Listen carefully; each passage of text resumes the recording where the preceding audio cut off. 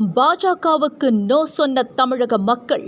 நடந்து முடிந்த சட்டப்பேரவை தேர்தலில் தமிழக அரசியலேயே மக்கள் புரட்டி போட்டுள்ளனர். ஏனென்றால் யாருக்கும் எதிர்பாராத ஒரு வெற்றியை தாவேகா பெற்றுள்ளது. இந்த முடிவு தமிழகம் மட்டுமல்ல, இந்தியாவிற்கே ஒரு தகவலை கொடுத்துள்ளது. ஏனென்றால் ஒரு விஷயத்தில் மட்டும் தமிழக மக்கள் உறுதியாக உள்ளனர்.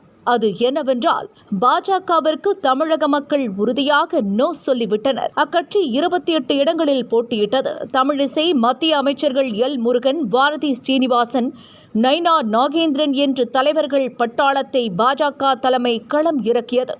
ஆனால் சொல்லி வைத்தார் போல் அவர்கள் அனைவரையுமே தமிழக மக்கள் தோற்கடித்துள்ளனர். 28 இடங்களில் பாஜக ஒரு இடத்தை மட்டுமே வென்றிருக்கிறது. இதை வைத்து பார்க்கும்பொழுது பாஜகவுக்கு தமிழக மக்கள் நோ சொல்லிவிட்டதாகவே அரசியல் நோக்கர்கள் கூறுகின்றனர். மேற்கு வங்கத்தில் ஆட்சியை கைப்பற்றிய பாஜக அசாமில் ஆட்சியை தக்க வைத்துக் கொண்டுள்ளது. கேரளாவிலும் ஒரு சில இடங்களில் வெற்றி பெற்றுள்ளது. இப்படி நாட்டையே கொடிகட்டி ஆளும் பாஜகவிற்கு தமிழக மக்கள் ஒரு தொகுதி மட்டுமே கொடுத்துள்ளனர். இதன் மூலம் அவர்கள் பாஜகவிற்கு ஒரு தெளிவான செய்தியை சொல்லியதாகவே அரசியல் நிபுணர்கள் கூறுகின்றனர்.